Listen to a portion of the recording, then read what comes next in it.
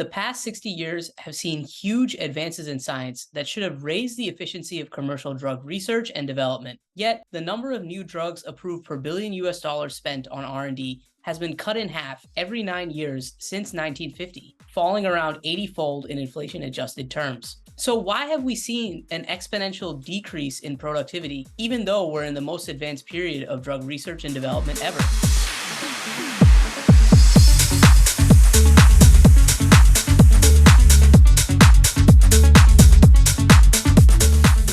What's up, everyone? I hope you're doing well.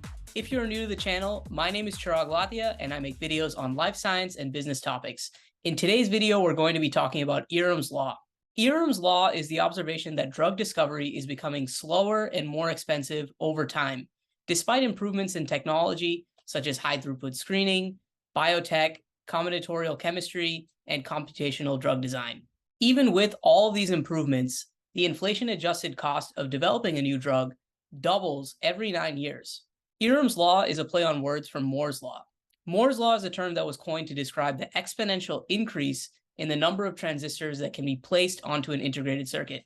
This number doubled every 2 years from the 1970s to 2010. This term is also used more generally for technologies that improve exponentially over time. The original paper, which Moore's Law got its name, made a prediction for 10 years that the most complex integrated circuits would go from about 60 components to something like 60,000, a thousand-fold increase in complexity. That was a wild extrapolation of very little data. I was just trying to get across the idea that integrated circuits were going to be the route to cheap electronics. It got the name Moore's Law, which has stuck to everything that changes exponentially ever since. So dramatic improvements in brute force screening methods and basic science should have increased the efficiency of research. Better targets as disease pathways and mechanisms are better understood, better leads that avoid old mistakes surrounding ADMET characteristics. This in turn should have increased the probability that molecules would succeed in the clinic, which in turn would have increased overall efficiency, as research and development costs are dominated by the cost of failure. As we discussed in a prior video, only around 10 to 15% of drugs make it through clinical trials.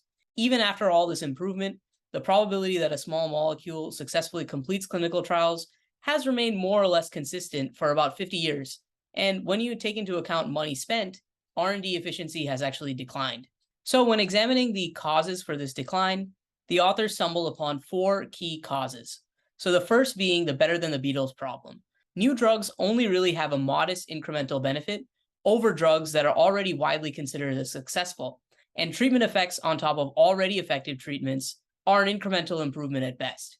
The smaller size of these treatment effects mandates an increase in clinical trial sizes to show the same level of efficacy. This problem was phrased as better than the Beatles to highlight the fact that it would be difficult to come up with new successful pop songs if all the new songs had a higher baseline to compete with. The second cause was coined as the cautious regulator problem. So the progressive lowering of risk tolerance seen by regulatory agencies would make research and development both costlier and harder. After older drugs, such as thalidomide and Vioxx, were removed from the market due to safety reasons, the bar on safety for new drugs has certainly increased. The third cause is the throw money at it tendency, which is the tendency to add human resources and other resources to R&D, which may lead to project overrun. And the fourth is the basic research brute force bias, which is the tendency to overestimate the ability of advances in basic research and brute force screening methods to show a molecule is safe and effective in clinical trials. Over time, drug discovery techniques have shifted from small molecule and iterative low throughput search strategies to target-based high throughput screening of large compound libraries. But despite being both faster and cheaper, these approaches may actually be less productive. So although I've spent the first half of this video telling you about this discouraging law, there's actually recent evidence that shows that this law has been officially broken. There was an article published in Nature in December 2020 where authors from the Boston Consulting Group showed data suggesting a trend break. Starting around 2010, the trend line actually changed, with a net result of an additional 0.7 new molecular entity launches per billion US of R&D spending per year by 2018. So the key question is, what exactly changed to cause this inflection point in the graph after 60 years? The proximate cause of the resurgence was the same as the prior decline: changes in success rates that change the costs associated with failed NMEs. The authors described 3 main factors for this turnaround. The first being a sidestepping of the better than the Beatles problem by moving into diseases that lack effective therapies. Better information derived from human genetics has been an important factor in the breaking of Eroom's Law. One implication of pursuing targets with human genetic validation is that this could actually result in drug approvals that are covering smaller populations. Many diseases that were traditionally thought of as one disease based on their clinical presentation often have many different underlying mechanisms. And it's actually genetic validation that could tease some of these differences out.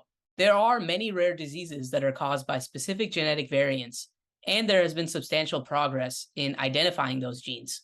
This knowledge provides a strong scientific basis for drug development, and there has been a significant shift in the proportion of enemies that treat rare diseases. And since rare diseases often lack specific therapies, drugs for rare diseases may actually circumvent the better than the Beatles problem. A second factor that is related to the first is better use of information in particular, thus improving decision making.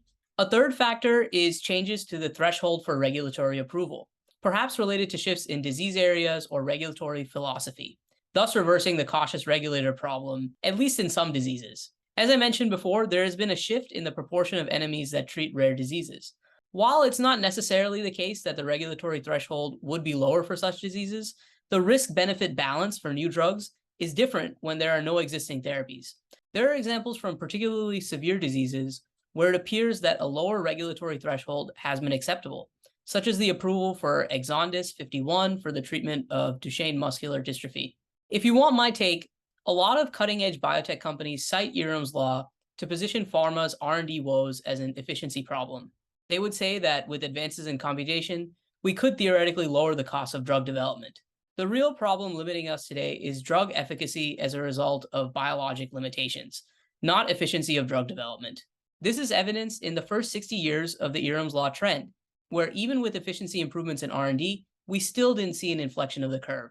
It was only until we were able to treat smaller, more rare diseases and better utilize genetic data in decision-making that we were actually able to see an inflection in the curve.